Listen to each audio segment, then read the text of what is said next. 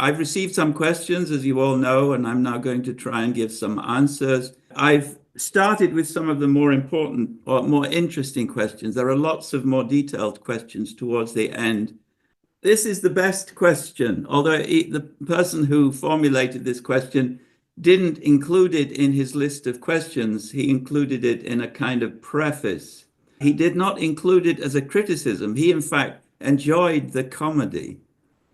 And I guess I have to defend myself in a way. There were a lot of jokes in some of those videos. I can't help it. There are certain people and certain ideas which I just can't take seriously. And this turns on the way in which the history of philosophy has evolved. So philosophers started by being very speculative. They were the very first scientists in a way. And the speculations that they put forward were, from our present point of view anyway, very weird. So Pythagoras believed, for instance, or is said to have believed, that the world is made up entirely of numbers. So the history of philosophy, against this background, has periodically produced what I think of as nonsense views.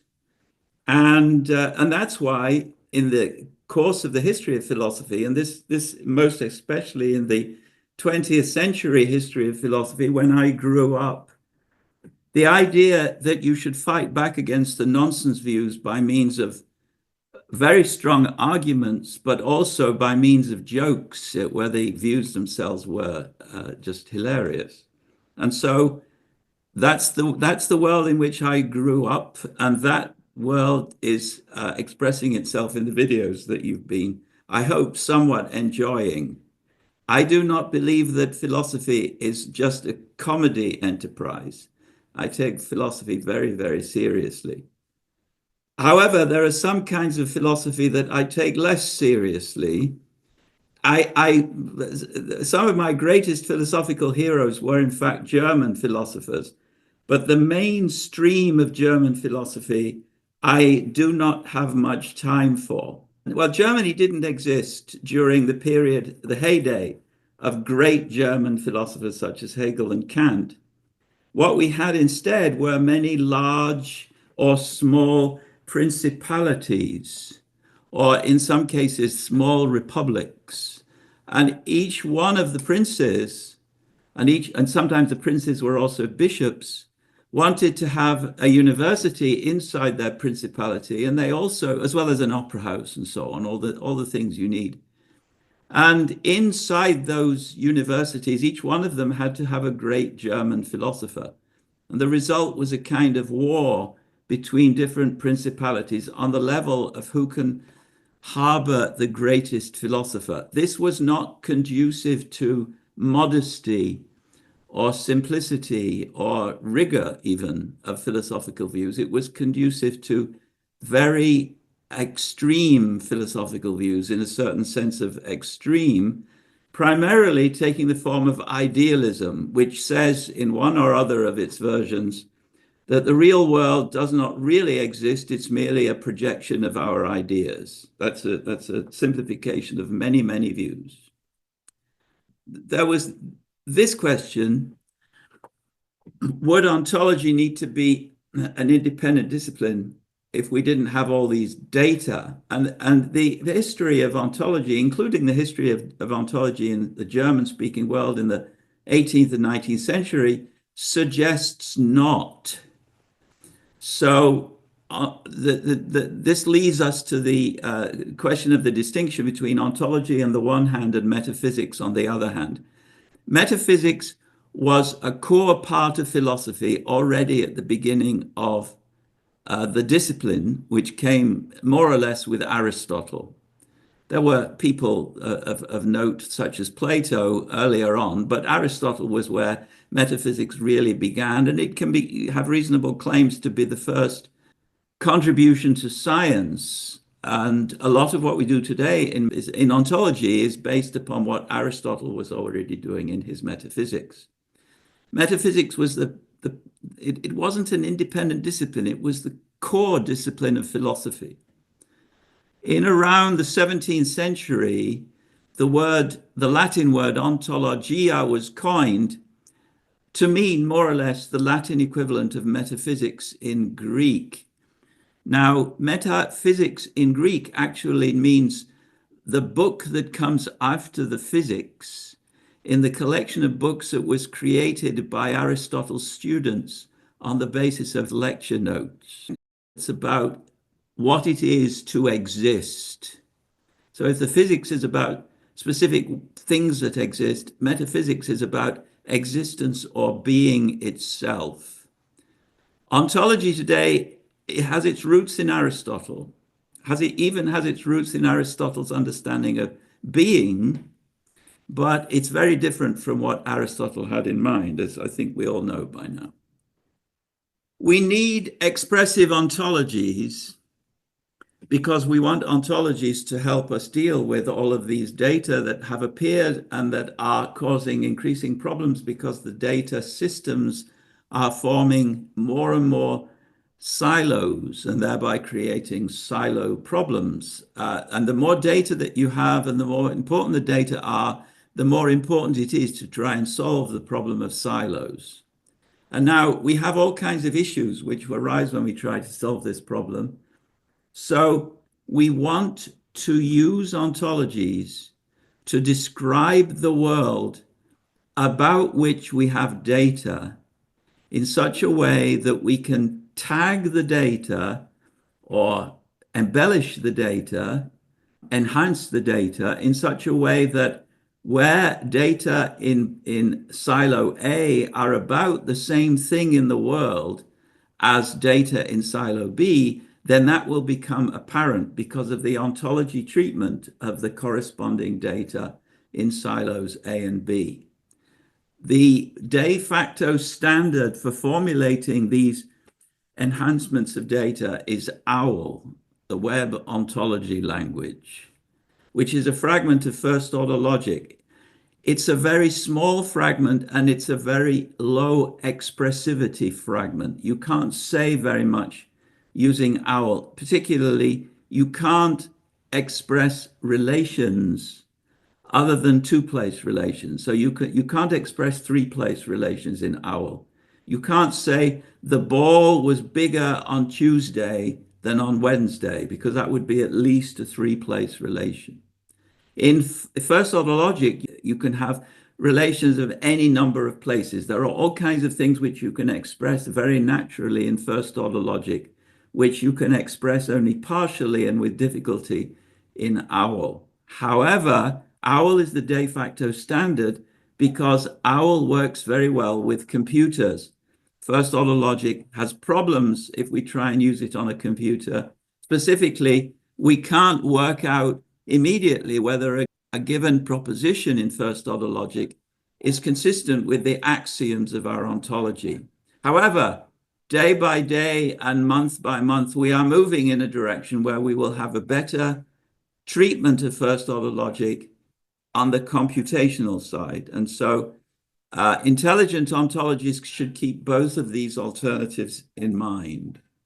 We were just talking now about computational tractability. If we're going to build ontologies and if we're going to test them, then we need to check that the assertions that we are formulating in our ontology are consistent with the other assertions presupposed by the ontology. And we can only do this if our ontologies are computationally tractable, and OWL is computationally tractable in the relevant sense. But as the author of this question recognized, this constraint to tractability constrains our ability to represent complex, dynamic, and context-sensitive realities. How do we solve this problem? Again, we have first order logic as an avenue for solving it, and there are people in Buffalo elsewhere who are working very hard to make BFO in its first order logic axiomatization more adequate to representing these more complex realities. This is a work in progress. All right, so we need expressive ontologies. A good expressive ontology language, incidentally, is the English language. And that's why we have definitions in our ontologies, not only in OWL, and in the future in first order logic, but also in English. But English doesn't give you a real advantage when it comes to efficient reasoning in real-time transactions, although it's used all the time, of course, when people negotiate. Now, so how do we, using OWL, balance the need for expressive ontologies with the requirements for efficient reasoning in real-time transactions? Well, I think this is the place to introduce what is perhaps the most important distinction that I'm going to introduce in this succession of answers to questions. Namely, we have to make a distinction between top-level ontology, which will be BFO, domain ontologies like the gene ontology, which are sometimes called reference ontologies, and application ontologies like the fentanyl smuggling ontology. Now, top-level ontology will change very slowly. It has to change very slowly because it's used by many people, many groups. A lot of work already done presupposes that BFO will be what it was when that work was done. And if it changes radically in the succeeding time, then that will cause problems.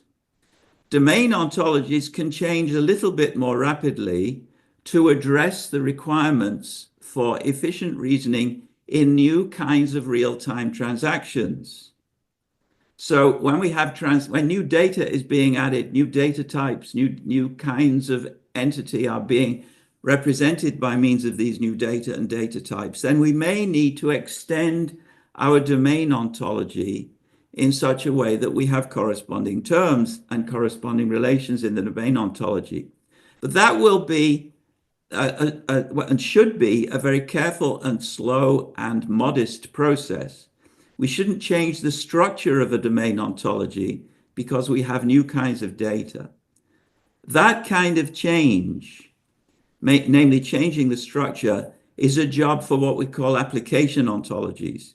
Application ontologies are built for specific purposes, which arise in real time with real-time needs, and you need ontology which will be ready in very quickly and be able to be applied to new kinds of data, which may be time specific and may be such that we need the ontology support very quickly, and we need it to be understandable by all of the various people who might have need of it. This means that all our application ontologies should be built on the basis of domain ontologies, which are built for reference purposes.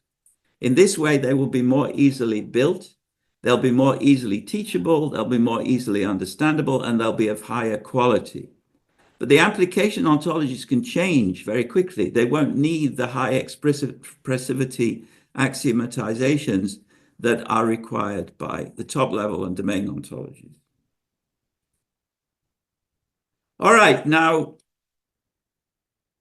we have these principles which are set forth in the BFO textbook and in the lectures on BFO that these questions are based on. So it's got to be reusable, it's got to be open, which means completely in the public domain, and it's got to be compatible with various domain ontologies which have been developed in its terms. Again, that's why BFO can't change very quickly. It's changed 3 times in the last 20 years. Each time was a very natural and very simple extension. It didn't cause any problems to anybody. So now we have a question: how do we navigate the tension between the domain-specific ontologies and this unified top-level ontology? Well, I think I've already answered that question, but I'll have another go. So the domain-specific ontologies are built by downward population from the top-level ontology, BFO. So if you want to define a rabbit, you define a rabbit as an object. Object is a BFO term, an object of a certain sort, which you might define in terms of DNA or in terms of the official Latin name from the Linnaean catalog, or by some other means. But you get consistency between the domain ontology and the top-level ontology by requiring that every single term in the domain ontology is downward downward consistent with some BFO term. Now, this can be very difficult where you have new kinds of entities or new kinds of relations being introduced on the application level, where there's no obvious place where these terms or relations can be assigned consistency with some higher level BFO term. I'll come back to answering that problem as we move down the list. All right, now, is UB currently cornering the ontology market? I believe that in 2009. So I think that in various respects we are. So we have the world's first academic unit, the first degree program, the first ISO standard. And so what that means is that we have for some time been creating ontologists who have been spread around the US. They're now beginning to spread around other countries. And they have then formed nuclei of groups of ontologists in various different government and non-government institutions.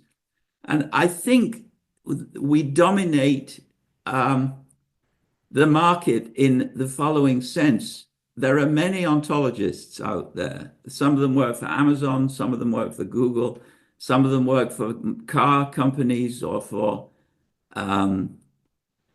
AI companies and so forth. And there are almost certainly many more ontologists than there are ontologists which came through the UB program or through the institutions which have been touched by leadership which went through the UB program. Many, many more. But they don't add up to anything which is greater than what we have in UB, because each of them is doing it differently. So if we have 300 ontology groups, each one of which is building their own ontology silo, then they are not forming anything which competes with the non-silo or the very, very large and dominant super silo, which is created by the reach or through the reach of UB trained ontologists. So that's the first point. But now we have another question. Is BFO currently cornering the US ontology market? And so we have this list. The link is up at the top. I'm hoping that you've all seen this list. It has about 750 ontology initiatives listed, which are based on BFO, more or less correctly, more or less faithfully, but they confess adherence to BFO as their top level ontology. So roughly 750, plus a largish, probably at least 50 non-public domain ontologies, which we can't list in a list like this. So that means that we have, in terms of reuse of ontology content in further ontologies, an overwhelming dominance. And then this will begin to give us an answer to this question. So the psych is a most wonderful thing. It's very sad that Doug Lenat died just recently. Psych is short for encyclopedia. It started off, I guess, as something like a large taxonomy influenced database. It then more recently was dubbed an ontology. There is a psych upper level ontology, which is used in the psych encyclopedic ontology work. Sumo is the suggested upper merged ontology, which is a combination top level and lower level ontology, a bit like psych, but smaller and probably more, what's the word? More technically sophisticated, because psych was interested in scope rather than in technical sophistication. And then there is Dolce. Dolce was the first ontology to come on the market, as it were, just before BFO. BFO was inspired by Dolce. There is a possible world in which BFO never existed because the Dolce people behaved in a different way. But Dolce has very few users. And that's because, this is the way I originally wanted to answer this question. Because where BFO, like the gene ontology, has been very careful to work closely with its users to help them understand BFO, to create textbooks and videos and so forth, Dolce has worked closely with specific users for a short time, created typically a journal article about that collaboration, and then moved along to the next collaboration. And each collaboration is short-lived, and it never reaches the point where it's actually, or it very rarely reaches the point where it's actually the work, the ontology work, which is being done in these collaborations, is applied to a thriving, living data operation of one sort or another. And that's because the Dolce world did not believe in the way in which Go and BFO believe in service to the user, which is why this is an appropriate response, at least with regard to Dolce. Now, so again, this is the very same question. It comes back all the time. What frameworks could effectively balance the need for expressive ontologies with the requirements for efficient reasoning in real-time transactions? So there are real-time transactions which we need to find data and keep data and use data about quickly. And we need, therefore, if we're going to do this in the proper way, we need real-time ontologies built with the speed of mission, as they say. And this is another question. So we are in a government, we in government are building our ontologies based on the questions we have, and they need to be answered almost yesterday. Can you elaborate on this?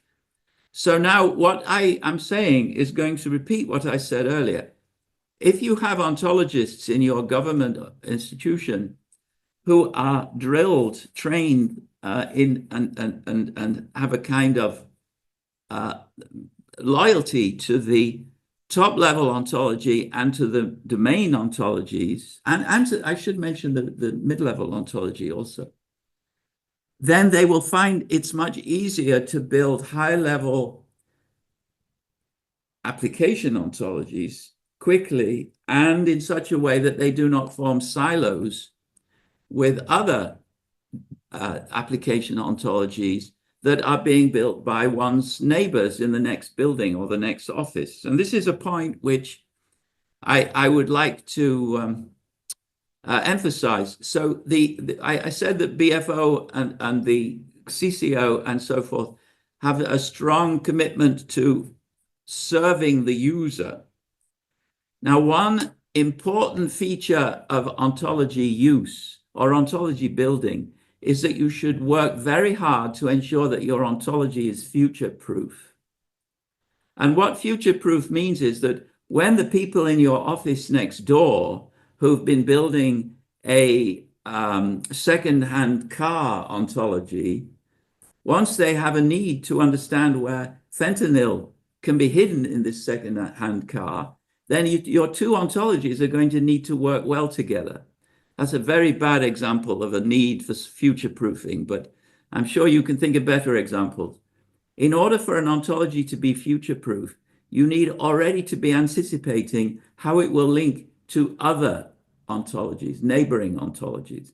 And BFO and CCO and the domain ontology approach that I've outlined provide that kind of overview, that kind of anticipation of the kinds of links that you will need to build into your ontology as soon as you start collaborating with people collecting data down the corridor. All right.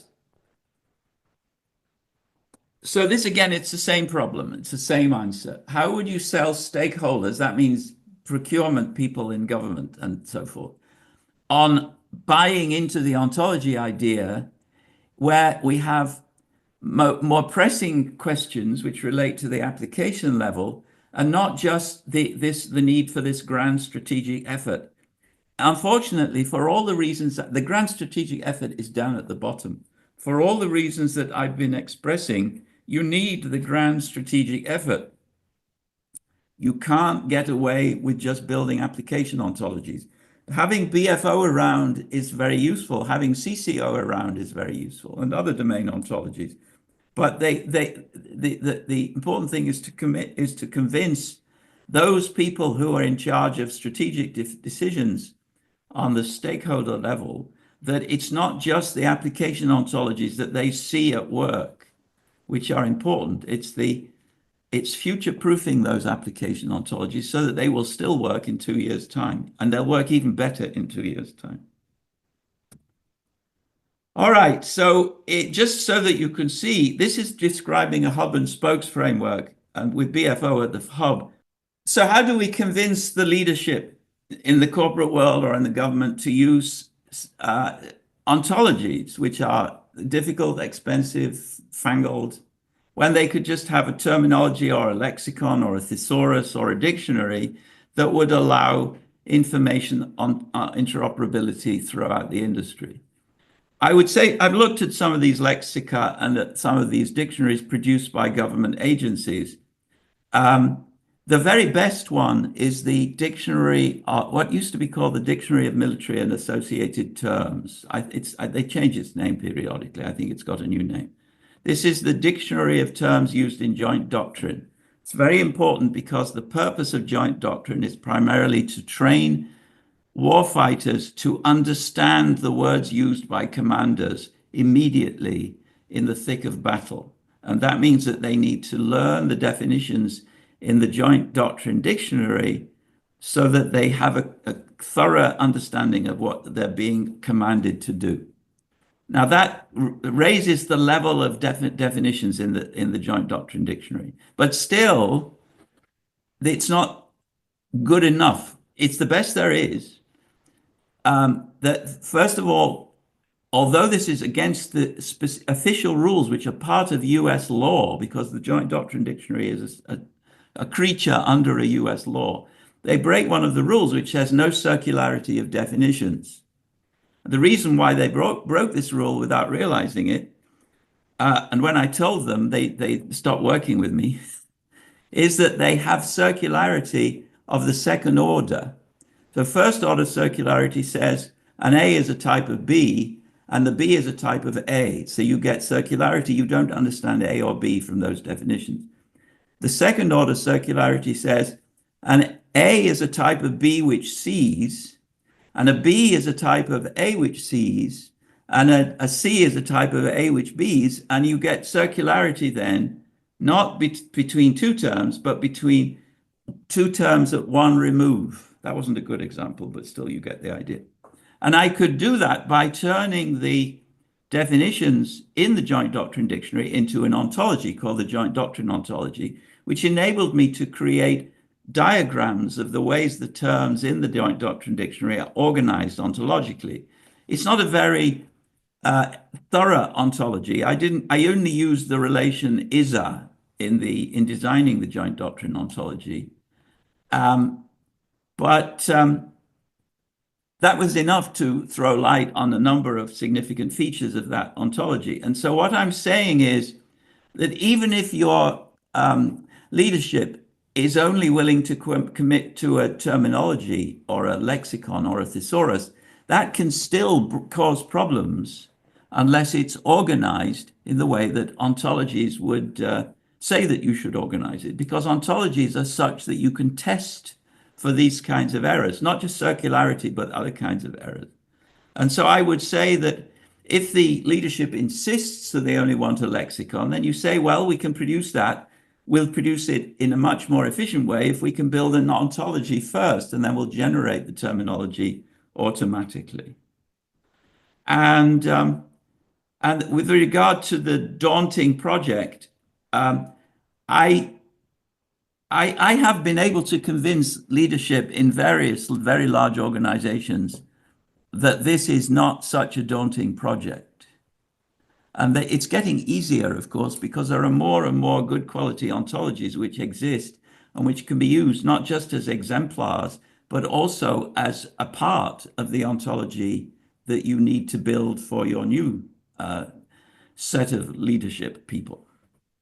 And we'll come back to that issue later on. All right.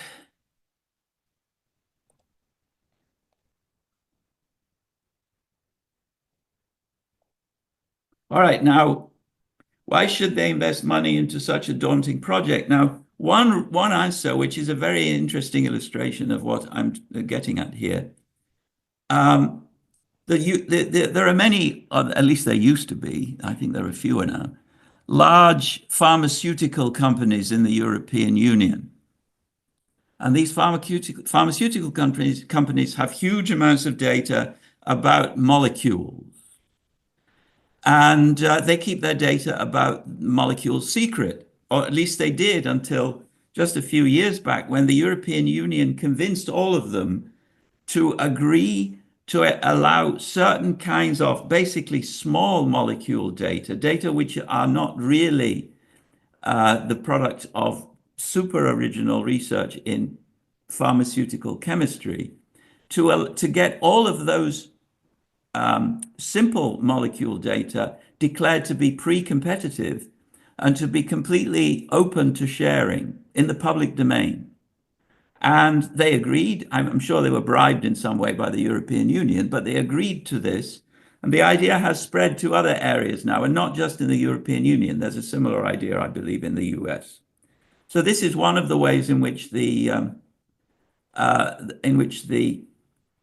daunting project can appear less daunting if there is a baseline. That's an interesting word, baseline. There is a baseline which has already been agreed to and which is already used by several of their collaborators as well as by several of their competitors. And so that's just one of many ways, I believe, in which you can convince and will be increasingly able to convince people at the corporate level that this is an investment worthy of investing in. All right, now another one. This is a worry that we faced already in 2002 and thereabouts when the Obo Foundry was created. So people said, oh, your Obo Foundry, it looks very fixed and well organized, and that means it's going to throttle creativity because it won't be flexible when people make new discoveries or new diseases evolve or whatever it might be. Now, in fact, the gene ontology, which was the core of the Obo Foundry, has grown tremendously. It's probably 10 times larger now than it was in the 2002. But the structure is exactly the same. In other words, the BFO part, and even what we can think of as well, now it's called the COB, I believe, which is the upper level or the mid-level ontology of the Obo Foundry. So the BFO and most of the terms in that upper level ontology, which has not been formalized as such in a way that you can see quite yet, there are drafts which you can look at. They have changed hardly at all from the very beginning.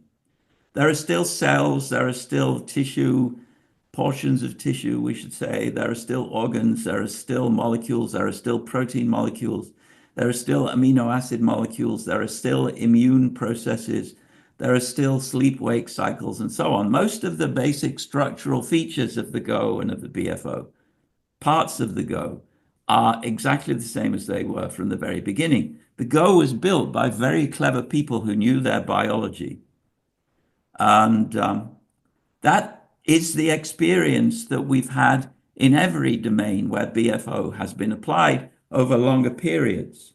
So it's very rarely the case that there's a problem of flexibility deriving from the existence of these top level and even domain level ontologies. The domain ontologies will grow in size and number, but the basic structure will not throttle flexibility and creativity by the people on the ground. And that I know of no example where any kind of throttling of that sort has truly existed. People have made claims. People make claims that BFO can't be used for quantum physics. We'll come to that. But in fact, BFO has so far been able to address all the needs of people who've put forward new problematic problems that seemingly couldn't be resolved using BFO.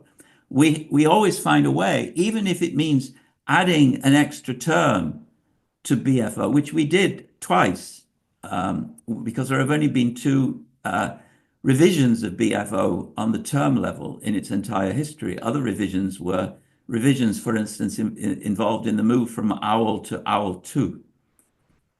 This is a good question. And in a way, I made my name in ontology land by proving that I could solve this problem. First of all, I have a loud voice. Second of all, I speak with an English accent with great confidence. And I'm not suggesting that you change your accent, but you should acquire an air of confidence when you are addressing this kind of problem. Now, there are various ways in which it can be addressed. One way is just to tell the superior person who wants to use a term which he shouldn't want to use, maybe because it's already being used somewhere else in the ontology and he doesn't get that that is a problem. Maybe because he's been using it for 20 years and he's not in the mind of changing quite now, thank you very much. There could be all kinds of reasons, but he's wrong and you know it. Then what you do is you tell him, oh, we solve this problem by creating a synonym. The term that we put in here at this place will be declared to be a synonym of your term, and both of them will live in the ontology, and both of them can be used by all the users. We say things like that in a very reassuring tone. Another way of solving the problem is to point out what is quite often the case, that the one term applies actually to only certain instances, and the other term applies to only certain other instances. And the problem is where those two groups overlap. And so what you do is you say, look, your term actually applies to these instances. So we will give this group of instances your name, the one you like, and we'll keep the name that we like for these other instances. And then we need to find some kind of treaty to determine how to deal with terms in the middle. And I have run treaty negotiation meetings, sometimes lasting for 2 or 3 days, between two groups, not just leaders, but two groups, both of whom wanted to have a say in how their term would relate to the terms, the cases which were in this zone where the two groups overlapped. Now, there are other approaches to this, but it's not impossible to solve. You can solve it and everyone can go away happy. And now I talked a little bit about that. A good vocabulary and a good taxonomy are going to be good because they are consistent with, almost certainly because they've been built on the back of a good ontology. Now, the relationship is this. Every ontology includes a taxonomic backbone, which is the ISA hierarchy, with whatever BFO term you use, or there may be multiple top-level nodes, but it's a tree in the technical mathematical sense. A vocabulary is just a list of terms. It could be the terms in the taxonomy. Every term in your ontology has to be in the taxonomy tree, or it may be multiple trees. The gene ontology is exactly 3 trees. And I'll point out here that there is a word beginning with C, which you should, you'll meet it again in a minute. Oh, it's here already. So this gentleman, or I'm not sure if it was a gentleman, but this is an interesting question. And it's a question which shouldn't be raised. And that's because I have various rules. First of all, you should never use the word concept. That's because a good 10 years were wasted in the evolution of modern formal ontology because 99% of the people thought that ontologies were representations of concepts. And if I asked them to define concept, they would either shrug their shoulders or laugh at me or go away, or they will give me 3 distinct meanings which were logically incompatible. And so from the very beginning, I made a deal with every audience to which I gave talks. I would say, if anyone uses the word concept, and I did not just use the word concept, I mentioned it. Be very careful about that. Concept and concept with quotation marks are 2 different expressions. And there I just mentioned the mention of concept as well as mentioning concept, but not using the word concept. And there I mentioned it again. All right, so anybody who uses the word concept in this audience will have to pay me $1. And in return, if I use the word concept, I will pay him or her $100. And it worked. So, because it created pain, people would start to say, but then they would remember and they would have pain. And so we would have gain, and it worked. So, the rule is you should never use the word concept. That's the basic rule. Now, you should avoid the word meaning because we don't know what meanings are. We know what cows are, we know what planets are, but have you ever seen a meaning or touched a meaning or set fire to a meaning? Meaning is a very philosophical word, which it probably costs a whole century of philosophical progress because people were obsessing about meaning. So I just avoid that word because I know there are no answers to questions about the ontology of what that word pretends to denote. And then you've probably been told this, but you should never use mass nouns. Mass nouns in an ontology always lead to mistakes. And then, of course, you should never use French words, but that's obvious. And then another thing, and I don't know who, and I'm not going to check from which person this question came, but you've been very illuminating. So your question was a really good one.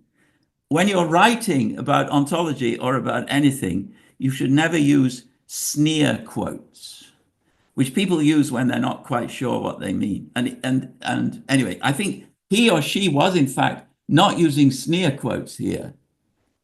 He was using correct quotation marks. So he wasn't actually using the word meaning. He was just mentioning it, which is good. So he gets triple points for that.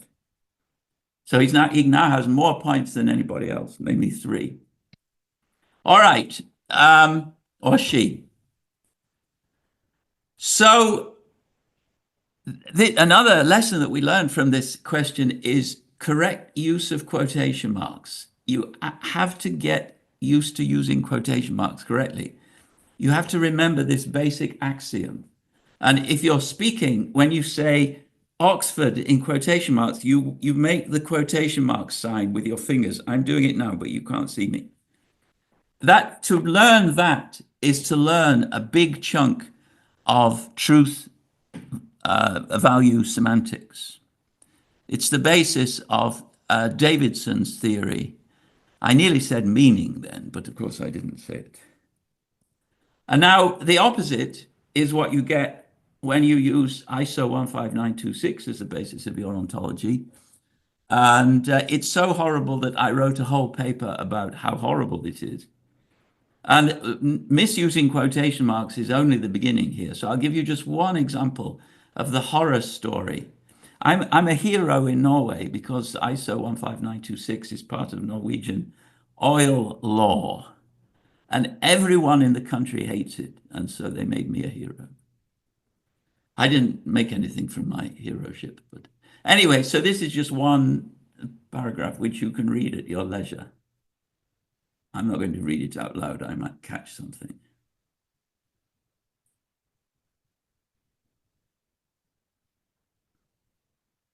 All right, he says, sighing miserably. Now, this is a very interesting question. So you will remember from the beginning of the course that I talked seriously about Brentano's book on the 4 phases of philosophy.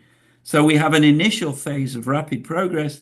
People welcome the new discoveries, and then they realize that they can apply them in practical contexts. You'll recognize where we are in the ontology world in a minute from this. And then people become skeptical because they're philosophers, and so they are skeptical of anything which is practically useful.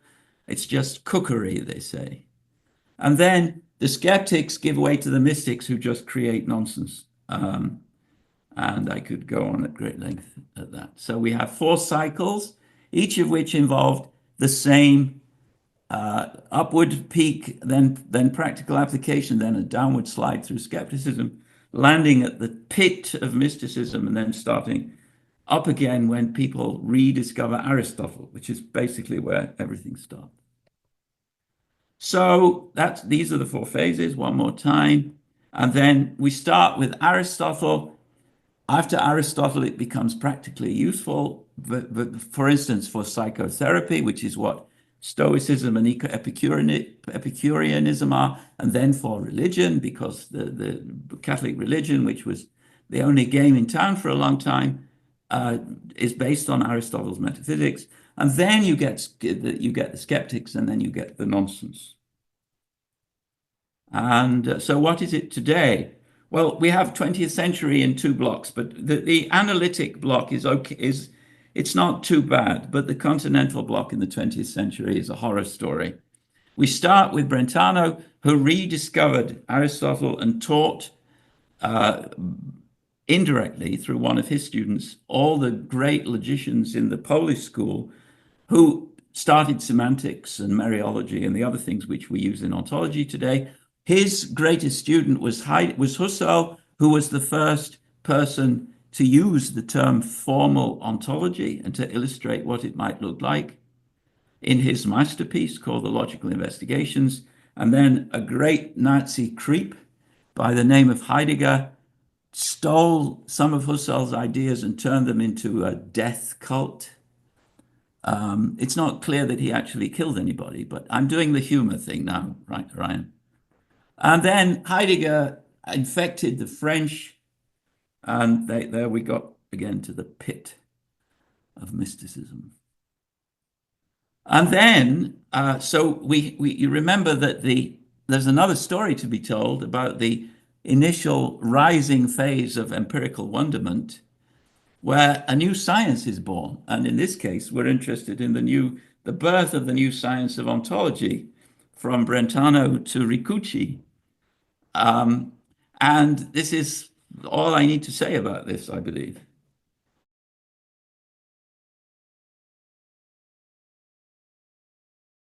And now you'll see that we have empirical ontology there.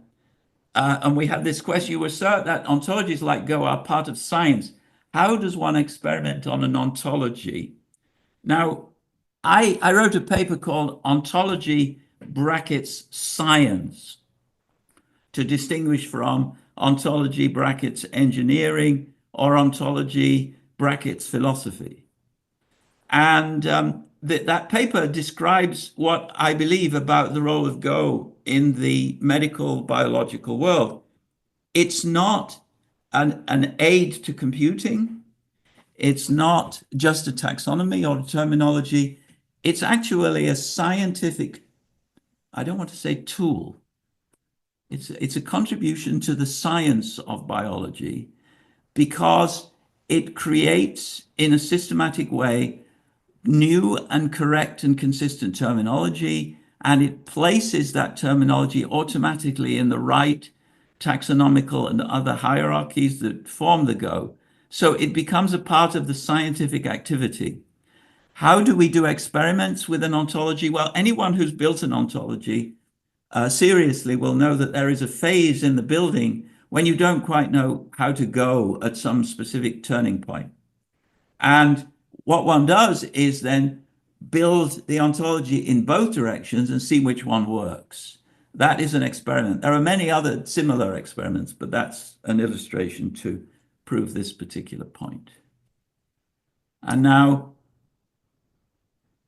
so one of the dreams, and I'm being really personal, which I've been harboring for 15 years probably, is to demonstrate that ontology is indeed an independent scientific discipline in just the same way that psychology, which used to be a part of philosophy, is now an independent scientific discipline, indeed probably multiple scientific disciplines. And now one of the questions was, does it risk, if it comes free, if it blossoms as a real science with real buildings and real PhDs and so forth, will it not lose the deeper theoretical layer of philosophy? Now, this is a very interesting question. I don't want to be rude about my philosophical colleagues. I am in fact, that's probably the best answer. we're never going to lose this bloke. He will be there forever. He is the founder of ontology, of the science of ontology. He was already doing ontology 2,000 years ago. And we're never going to lose that. And I think we may lose other things, but we're not going to lose the truly deep theoretical inquiries of philosophy. And now,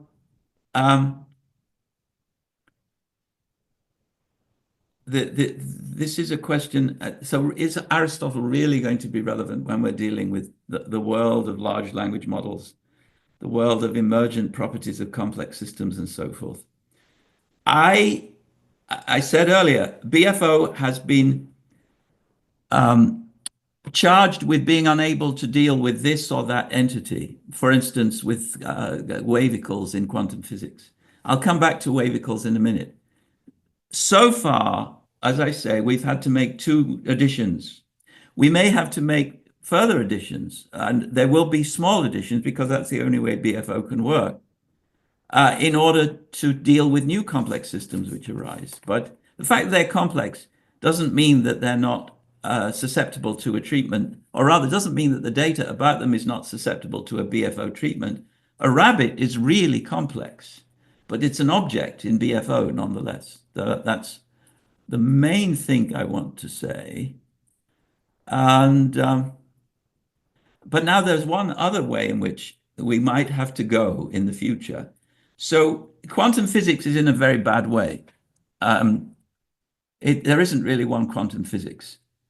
Because there are, I don't know, something like 9 different ways in which the term particle is used by different groups of quantum physicists. And the situation is worse now than it was when the Higgs boson was first empirically identified. So it may be that quantum physics one day settles into some form which is completely alien to the way BFO views the world. Then we would need to accept that and say, well, BFO is what you need for everything that we've been using it for so far, but for quantum physics, it doesn't work. And what this would mean would be that BFO would cease to be a top-level ontology because there's an area of reality to which it does not apply. And if you look at the definition, the ISO definition of top-level ontology, you see that it has to apply to, we say virtually everything, but we mean everything. But it wouldn't actually remove any value from BFO, and we would probably start calling it a top-level ontology with an asterisk. And very soon, when people get used to the new situation, the asterisk would fall away. And so we'd be back, roughly speaking, to where we are, unless we're working in quantum physics. And now, so we talked about Aristotle. We didn't talk about Quine. So Quine played an important role in the 20th century development of formal ontologies like BFO. The word ontology was not, in the 20th century analytic philosophical world, which is the world to which I belonged and which is opposite to the continental world of Heidegger and Derrida. Quine made the word ontology once more respectable. He said, when you build an ontology, what you do is you discern what are the ontological commitments, for instance, of a given science. So physics is ontologically committed to energy. This sense of ontology was picked up by computer scientists, particularly a man called Patrick Hayes, who was the first person to publish papers on ontology in the applied ontology sense. And he used Quine's word, but he developed ontologies in just the same way in which you and I are developing ontologies. So he wasn't following Quine in his belief that ontology is about commitment. He followed Husserl in his belief that ontologies are formal representations of kinds of entities and relations in the world. All right, did BFO emerge primarily from the biomedical domain? The answer to that is definitely. I said already that I worked a little bit with the Dolce people, but I split with them for linguistic reasons. The English was an important dimension of the documentation of an ontology, and I could achieve that only if I created an alternative ontology to Dolce. But then that alternative was used rigorously over and over again in the biomedical world, and is still being used in the biomedical world. And broader applications arose around 15 years ago when I was approached by the US Army. Now we're moving back to the beginning of the course where we talked about meaningful lives. And I said that meaningfulness requires both free action and a metric. You have to have a measure of success. And the question is, how do we reconcile these two components where we only have inherently subjective measures of achievement, such as artistic expression or spiritual pursuit? Now, there are objective metrics for artistic expression. If you're a composer, the number of times your works are performed is a metric. The number of tickets for such performances is a metric, and so forth.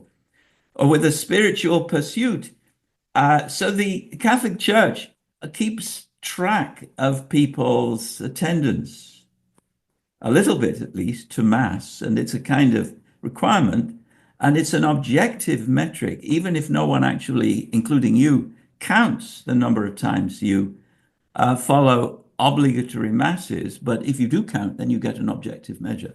So I think the objective metric is going to work in both of these, and I believe in many others. And I believe what's more, that it helps to have obligations, as in the Catholic Church, helps if you are engaging in a spiritual pursuit. And I'm sure that engaging in a spiritual pursuit like that contributes to leading a meaningful life.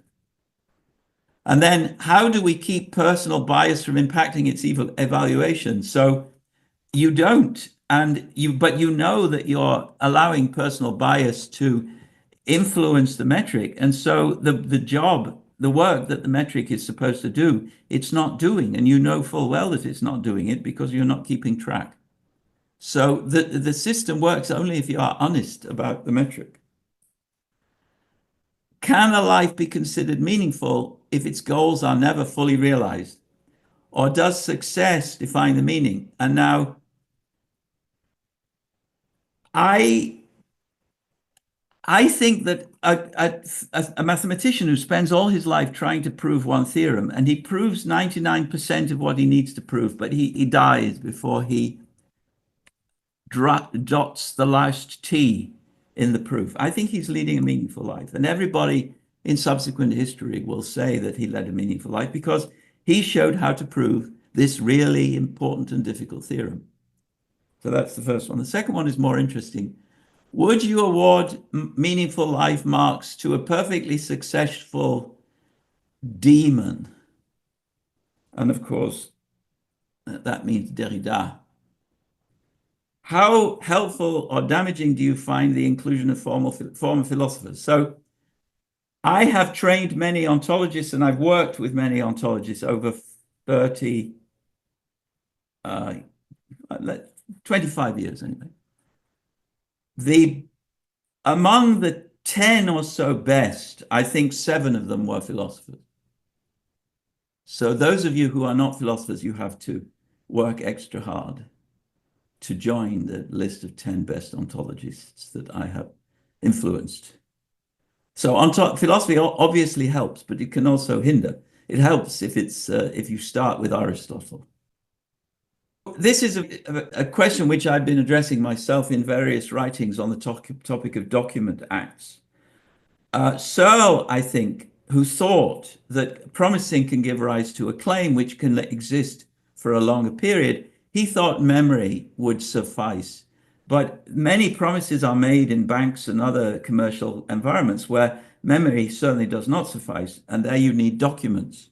And I think it's the documents which guarantee the further existence of the entity which is brought into being through the discrete event of signing the document, for instance. So I claim that a PDF file is a quality on the hard drive.